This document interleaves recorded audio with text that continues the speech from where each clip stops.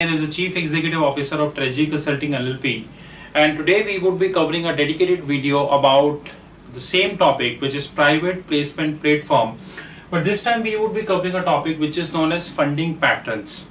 There is a lot of ambiguity which we have as far as the PPP is concerned, that how you are going to fund the PPP. You know that we are a PPP player and we are getting a lot of calls regarding PPP, and several times we are asking a question from the people that how to fund it, what are the source of funding, and what are the various ways of funding, what are the documents that needs to be signed for funding, so on and so forth. Although this is a very exhaustive list, it requires hours and hours of speaking to understand that.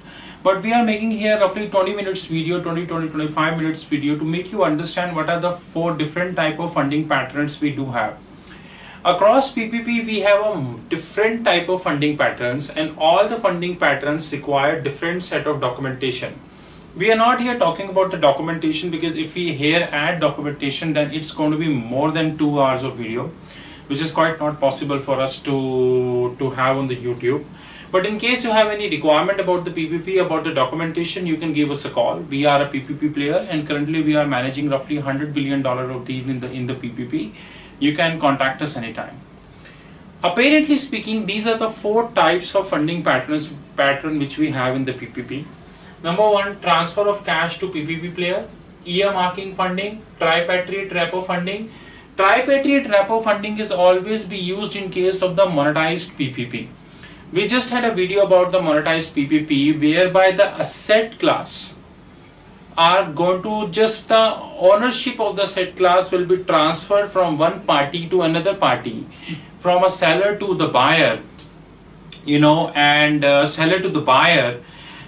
Of course, they are going to get some part, whatever dividend income which they are earning, assuming X million dollars, some part the seller will continue to get it, and some part which they will deliver to the buyer, and major part they will deliver to buyer, because actually he is the one who is taking a risk on the PG.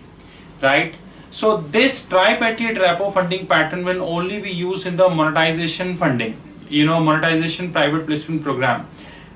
Except monetization private placement program, this is not going to be get used. Here we go. Next we have escrow account funding. So we go one by one. Of course, this would be roughly 20 minutes video. We are not going to deliberate about what are the documentation that you would be requiring. But at the onset, we would like to clarify that all these private placement platforms require, all these kind of funding patterns require a dedicated documentation. A dedicated due diligence is required in all the cases. In case you are not doing the due diligence, then you are inviting the trouble. This is as simple as that. Henceforth, on behalf of Treasury Consulting LLP, I would like to request you that even if you enter 1 million, 2 million, 4 million or 10 million, please be note that due diligence is very much mandatory. If you are not doing the due diligence, then you are simply inviting trouble. Here we go. We start with one by one how these funding pattern involves and how this is happening. One is the transfer of cash to the PPP player. I'll write 1, 2, 3, 4. So first we are covering here. So here actually the investor who is investing money, it could be dollar, it could be euro, it could be GBP, Swiss franc or any currency. They would be investing with 3 people, either direct PPP, or they would be invest with the platform traders. They would be investing with the managed traders.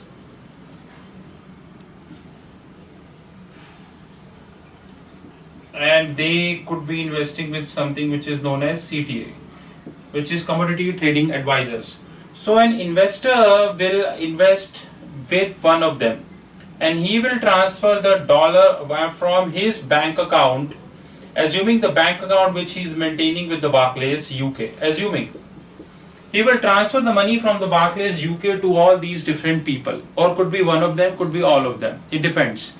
There is a documentation which you need to be signed, the documentation covering the due diligence documentation. It is a bank guarantee which PPP player has to sign with the investor, and plus he needs to sign that how long this program would be going, what all asset classes he is going to be using, whether it is a BG, SBLC, SPG, standby bank guarantee, and there are multiple things which you would be having. This is first case which is normal but which is dying.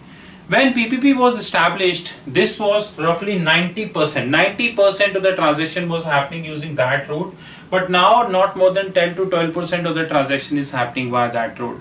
So this route is dead when the investor will transfer either of them or all of them. The reason is a lot of frauds which has happened recently. Due to these frauds, people have lost a huge amount of money. So fraudulent people come forward and they said that we are the actual PPP player, people invested in that, and what did actually happen is that they lost it. So what did happen, now this route is almost dead, almost dead. So second route, which is the earmark funding. So this is the investor, and here we have party. Now that party is either of them, it could, or maybe all of them. It could be private placement platform, platform traders, managed traders, and commodity trading advisors. It could be all of them or it could be one of them. Assuming this party would have an account with, same account we will keep, Barclays UK, and here account is with UBS London. Now funds will continue, assuming the deal is happening of 100 million.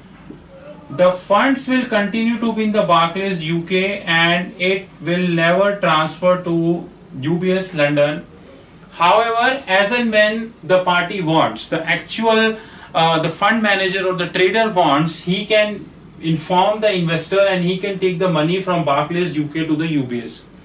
So fund will not move. But this is a very cumbersome process in the sense like, and this won't generate a good return in the sense like, if I am an investor, I don't trust the PPP player, although I'm not wrong because I know that a lot of frauds which has happened recently, so I'm not wrong. But still, for a minute assume that I don't trust, I have the funds with me. We know that arbitrage opportunity arrives for a very few seconds. And what is PPP? This is PPP. So you have a PPP player who is supported by FCM's future commission, who is supported by the FCM. Minimum 10x funding is there. So if an investor is giving $100 million, they will convert this into the $1 billion, which is 1,000 million, which is 1 billion. This is how it is. Arbitrage opportunity will arrive only for few seconds in a day. It's very difficult to run with that process. What did happen that every time when the opportunity will arrive, you need to take the party into the consideration, you need to give him a call, then he will release the fund, and then the fund will reach to you, and then you will invest. Actually, this will not generate a higher return. The reason here is arbitrage opportunity will not wait for the actual investor to transfer the fund to the PPP account and then they will transact. It will never happen. And if that investor will start comparing that, oh boss, I am generating month on month, I am generating say 25% while this party is generating 40%, then this is actually the wrongest comparison, because here PPP can invest money at their own discretion, but here they need the discretion of an investor. And sometimes what actually happens that when you invest that, an investor will say I'm not interested, or we will not pick up the phone, or you need to convince him, boss, this is actually an arbitrage opportunity do you have, which you have in the market, and by the time you will convince him, things are over. Or if things are not over, then majority of the juice is gone of the trade. So you could have earned 20%, but by the time you convinced him, you left with only 5%. So this is having pros and cons. The benefit of that is that an investor will always have a sense of comfort that the money is with my money is in the account, so I have no source to worry. On the other hand, the party is always discomfort, because for a smaller petty issues, they need to call to an investor, they need to take him into the cognizance, and if he understood, okay, if don't, then you again start from the scratch. So very, very difficult there, but this is another route which majority of the people are doing as of now. Third is tripatriate.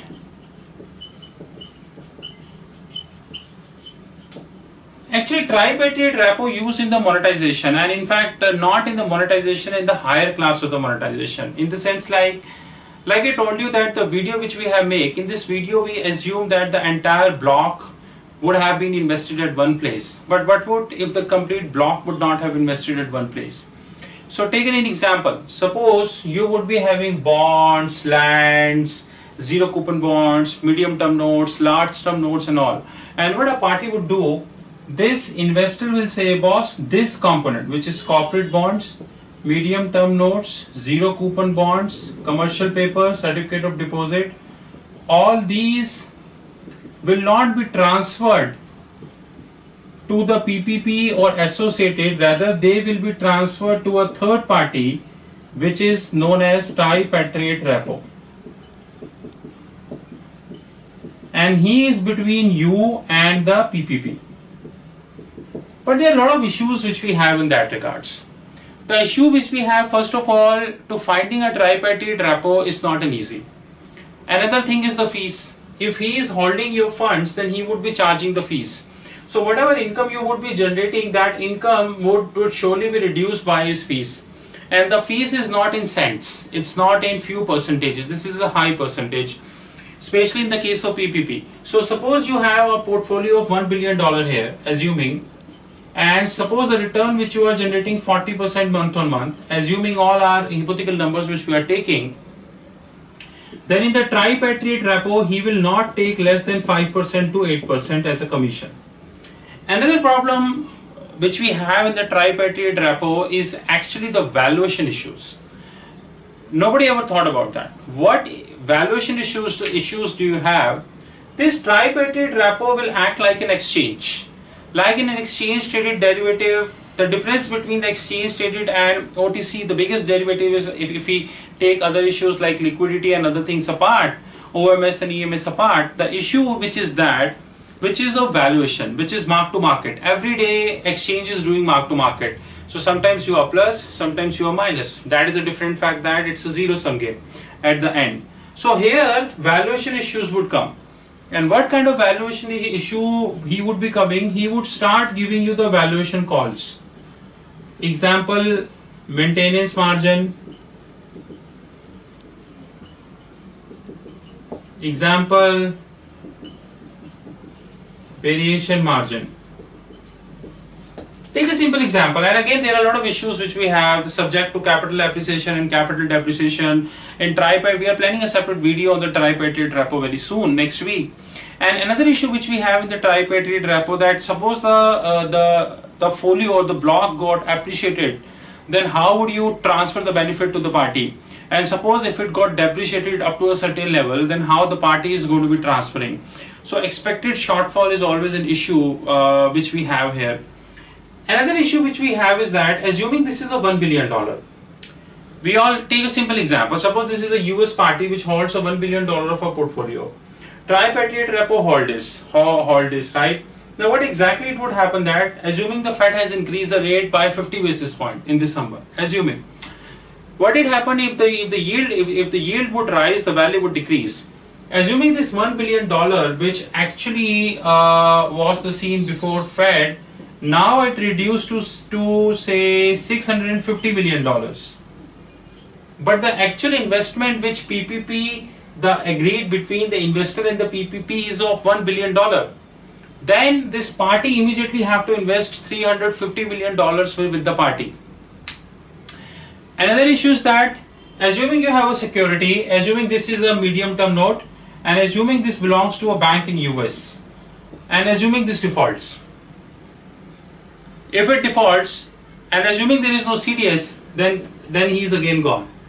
The value will again down. So this is a very headache kind of stuff. You know, every day you will get a call about the valuation issues, and again this is based upon the DOM and DOA, which is deed of mandate and deed of agreement, in which you need to clearly agree that how the appreciating part and how the depreciating part would be given to each other. That is something which we seriously need to agree. Without having a proper agreement in place, if you are entering into that kind of transaction, then this is a complete suicide. As simple as that. This is complete suicide. Fourth which we have is the escrow account funding, and this is something which is happening nowadays very often. If I say that out of 100 transactions, there are roughly 5 or 7 transactions which are happening here, and approximately I would say that 10 or 12 transactions which is happening here. Tripartite repo transactions are right now in fashion because the monetization in the PPP has started. because till few years ago PPP was very reluctant in monetization, but it's good that the market has finally accepted that and monetization is going on. Rest balance 60-65 transaction which is happening via escrow account, and I think that this is the right platform. The way we have an escrow account is right. Of course, documentation is something which is very crucial, and we need to list down all the points so that escrow can be invoked. But here is escrow. Take a simple example. Suppose you have the investor here. Let me write 4th here. And suppose the investor is having a bank. That bank could be the investor bank, it could be the PPP bank, or it could be a third party. So that is, so there is no guarantee, and don't assume that this is always a third party. It could be an investor bank also, it could be a PPP bank also, it could be a third party. You tend to believe that if it is an investor bank, then it's going to favor them. No, it will not. It's not going to favor. Because the reason here is why it's not going to be favor, because this transaction is completely different than the account which, the relationship which they have. Now how this exactly is, this bank in here is the PPP. They will sign an agreement which is known as Escrow Agreement, in which they need to list down the few points. What would if I default? What would if the value of the PPP would draw down to, what would if the value of the PPP would draw down to 50%? What would if market will get corrected by 10%? 8th November 2016, Donald Trump. 26th June 2016, Brexit. Now again talks going for Brexit. Could be India-China war, could be US-China war, and anything, right? What would if both would happen? PPP player got busted and market got corrected. What would, we could have a flash crash. So there are a lot of options which we need to specify in the escrow account. My personal interception is that documentation is very critical as far as this tripartite is concerned, as far as this escrow is concerned.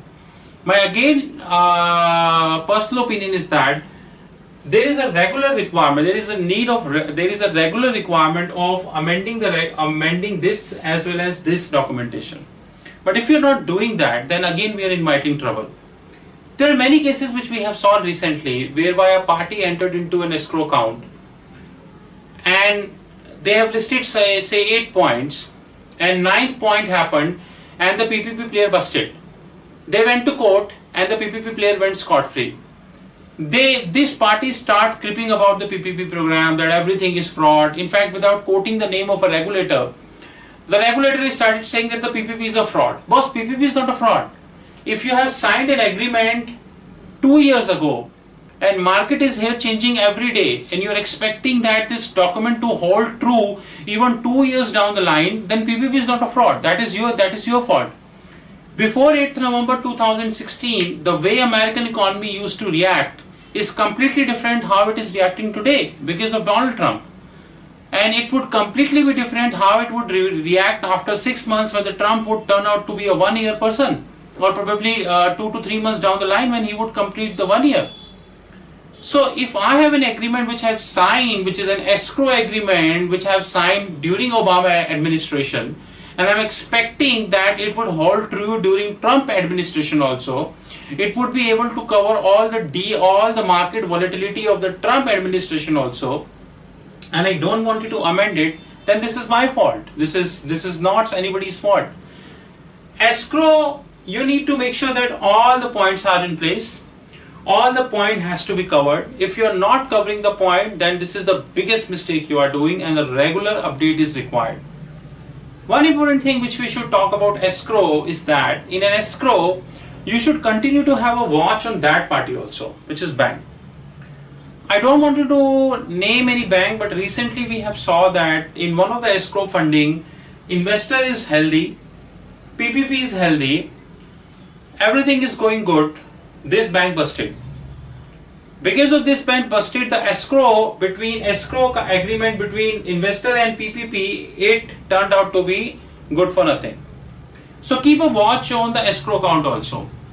In an escrow account, if any of these events would have happened, then this bank will give the funding back to investor without taking a cognizance of the PPP. But this is not easy. And escrow are of two types. One kind of escrow is when they are bank guarantee based, and one kind of escrow is when they are not bank guarantee based. So that is something which we need to see. Overall, if I say that if there are 100 deals which are happening, out of these 100 deals, we have majority of component is that which is transfer of cash, earmarking funding, tripartite repo, and escrow account funding. My personal viewpoint is that as an investor, you should always go with the escrow account.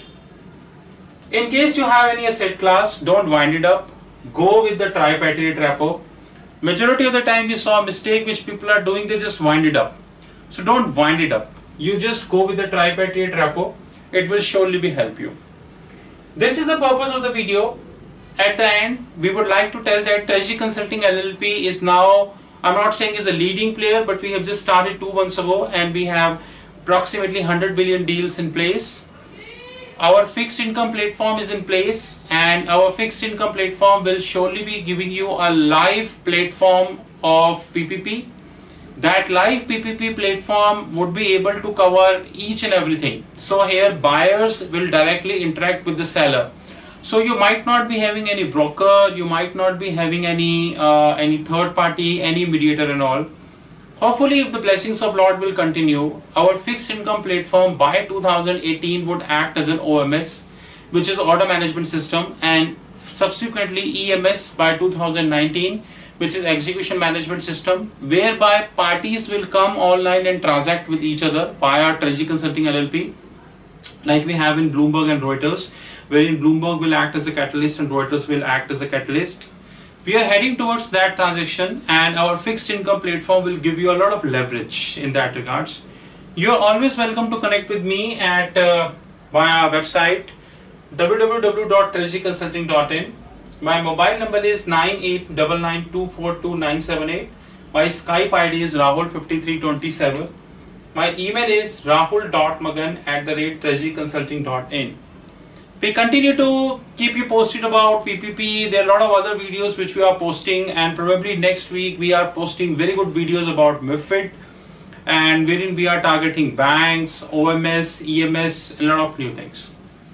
We thank you very much for your time, and if you like it, please do share a good comment on the YouTube. Thank you, and have a wonderful time ahead.